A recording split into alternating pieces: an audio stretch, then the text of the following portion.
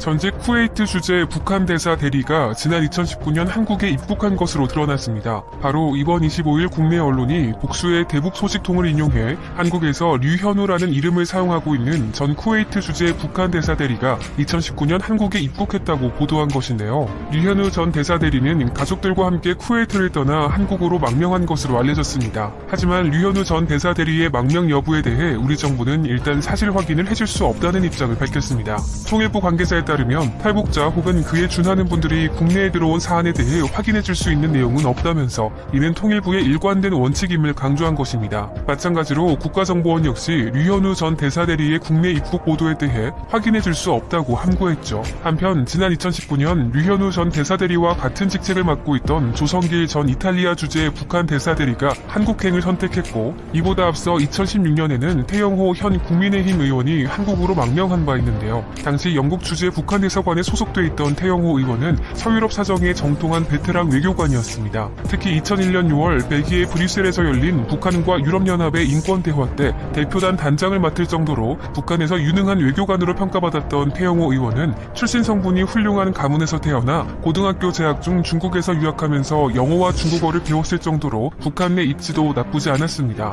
또한 영국 주재 북한 대사관 내에서는 현학봉 당시 대사에 이어 2인자였을 정도로 태영호 의원의 지위는 북한 내에서 상당히 인정받는 자리였죠. 실제로 BBC 방송 등 영국 언론도 태영호 당시 공사가 영국에서 북한의 좋은 이미지를 서방에 홍보하는 업무를 맡고 있었다고 보도한 바 있습니다. 하지만 당시 태영호 의원은 영국에서 임기를 마치고 귀국이 임박한 시점에 망명을 신청하게 되는데요. 이에 대해 BBC 방송은 태영호 의원이 2016년 한국에 망명한 뒤 북한 체제를 변호해야 하는 입장임에도 제3국 망명을 선택한 것을 보면 그 직무에서 이미 마음이 떠났다고 분석했죠. 결국 태영호 의원이 한국에 오게 된 것처럼 이번 쿠웨이트 주재 북한 류현우 대사대리도 어떻게 한국으로 오게 됐는지 궁금증이 생길 수밖에 없는데요. 이를 알기 위해서는 먼저 류현우 전 대사대리의 북한 내 입지를 파악해야 합니다. 일단 류현우 전 대사대리의 장인은 노동당 자금 관리를 맡는 핵심 직책인 노동당 39호실의 실장을 지낸 김정일의 금고지기 전일춘으로 알려져 있습니다. 전일춘은 1998년 당 39호실 부실장 자리에 올라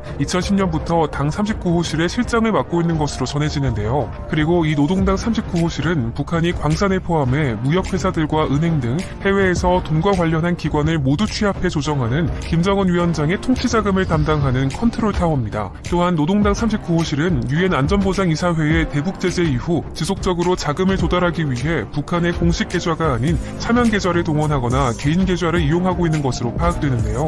이에 대해 전문가들 역시 노동당 39호실이 노동당 산하 전문 부서이기 때문에 알려진 것과 달리 불법 활동을 하지는 않는다면서도 해외에서 정상적인 금융거래가 어렵기 때문에 차명 계좌를 통한 외화벌이를 하는 경우가 많다고 보고 있습니다. 더구나 북한에서 39호실 산하 대흥총국의 중국 다롄 지사장을 맡았다가 한국을 거쳐 미국으로 망명한 리정호 전 지사장도 지난 2017년 미국 방송과의 인터뷰에서 북한 지도부는 39호실의 불법 경제 활동을 엄격하게 통제하고 있다고 밝히면서 합법적으로 대규모 조직체계를 갖추고 외화벌이 생산과 무역을 진행하는 정상적인 은행 업무를 진행하고 있다고 말한 바 있죠. 실제로 미국 정보당국은 북한 노동당 39호실이 북한 주요 금융기관인 대성은행과 고려은행 등을 소유하고 마카오와 베이징, 홍콩 등 해외 지부 17곳과 무역회사 100여 개를 비롯해 문천 금강대련소 등 북한 내 각종 공장과 광산을 직접 운영하고 있는 것으로 추정하고 있습니다. 그리고 이 같은 노동당 39호실의 기능을 파악한 미국 정부는 북한의 핵무기와 미사일 개발에도 쓰인다고 보고 지난 2010년 8월 행정명령을 발동해 노동당 39호실을 제재 대상에 포함했고, 유럽연합도 2010년 12월 노동당 39호실의 실장이던 전일춘에 대한 비자 발급을 금지하고 자산 동결 제재 조치를 취한 바 있습니다. 이렇게 김정은 위원장의 통치자금을 직접 관리했던 전일춘은 북한의 실세 중의 실세라는 것이 대북 전문가들의 공통된 의견인데요. 북한 최고 권력의 자금을 관리하는 역할인 만큼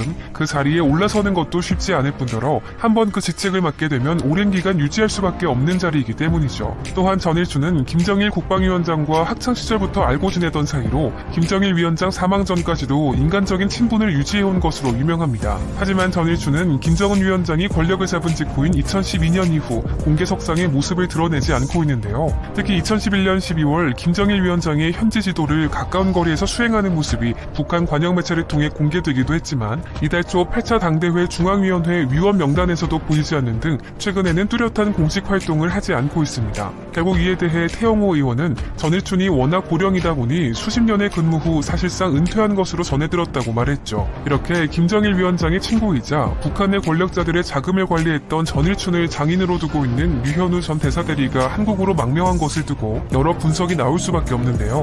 먼저 류현우 전 대사대리는 앞서 2019년 7월 한국에 들어온 것으로 알려진 북한 조성길 전 주 이탈리아 대사대리와 입국 시점이 거의 비슷합니다. 특히 2015년 5월 이탈리아에 부임했던 조성길 전 대사대리는 3년 임기가 끝나 본국으로 귀환하라는 지시가 떨어지자 이에 불응해 망명을 결심한 것으로 알려져 있습니다. 따라서 조성길 대사대리의 행보를 먼저 파악하면 류현우 대사대리가 왜 한국으로 들어오게 됐는지에 대한 힌트를 알 수 있는데요. 조성길 전 대사대리는 이탈리아 대사관에서 1등 서기관으로 재직하다가 2017년 10월 문정남 전 이탈리아 주재 북한 대사가 추방된 뒤 대사대리를 맡게 됩니다. 하지만 지난 2019년 조성길 이탈리아 주재 대사대리가 제3국으로 망명을 타진 중이라는 보도가 나오게 되는데요. 당시 조성길 전 대사대리는 2018년 12월 초 이탈리아 정부의 신변 보호와 함께 망명을 요청했고, 이에 이탈리아 당국은 조성길 전 대사대리와 가족들의 신변을 확보해 안전한 곳에서 보호하게 됩니다. 그리고 이 조성길 전 이탈리아 주재 대사대리와 류현우 전 쿠웨이트 주재 대사대리가 모두 추방된 대사 자리를 물려받은 대사대리였다는 것이 공통점인데요. 이렇게 두 사람이 대사대리 직책을 맡게 된 것은 똑같이 2017년을 전후한 때입니다. 이 시기에 북한은 6차 핵실험을 강행했었고,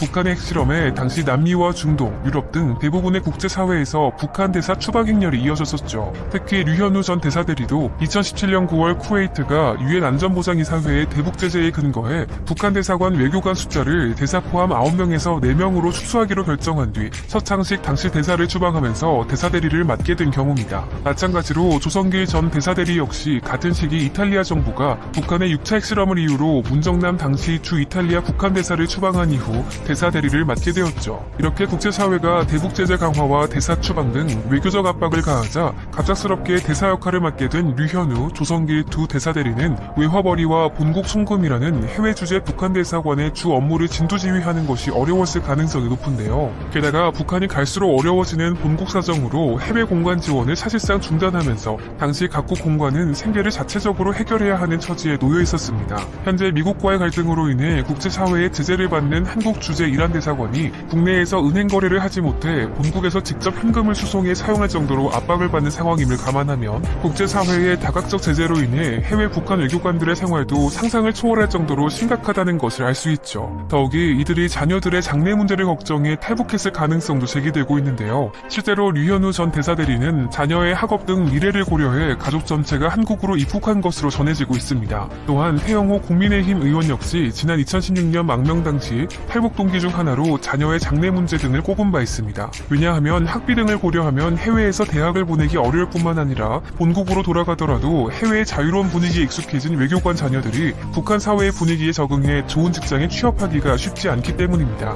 더구나 이들이 한국으로 망명할 경우 입국 탈북민에게 지원되는 정착자금뿐 아니라 대학 특례 입학도 가능하고 취업에도 다양한 혜택이 주어진다는 점이 이들의 한국행을 자극했을 것이라는 의견도 나옵니다. 이렇게 여러 가지 이유로 북한 고위 외교관들이 잇따라 망명을 선택하고 있는 가운데 류현우 전 대사대리의 망명 경로가 조성길 전 대사대리와 태영호 의원과는 조금 다른 것으로 전해졌는데요. 바로 부임지였던 쿠웨이트에서 무작정 한국 대사관을 찾아간 것으로 알려진 것입니다. 언론에 따르면 류 전 대사대리는 쿠웨이트 현지에서 대사대리직을 수행하다 갑작스럽게 신변에 위협이 가해질 위기에 처하자 며칠 만에 망명을 선택했는데요. 물론 류 전 대사대리가 쿠웨이트 현지에서 어떤 위기를 맞이했는지 등 구체적인 망명 이유는 확인되지 않았지만 전문가들은 김정은 위원장이 집권한 이후 북한 당국이 줄곧 해외 공간의 자금 압박과 감시가 심해진 것을 이유로 꼽고 있습니다. 실제로 북한 전문 매체들은 북한 외교관들 사이에서 김정은 체제에 대한 불만이 커지고 있다는 소식을 전한 바 있습니다. 트럼프 전 대통령이 대북 제재를 강화하면서 세계 각국이 북한 대사를 추방하는 등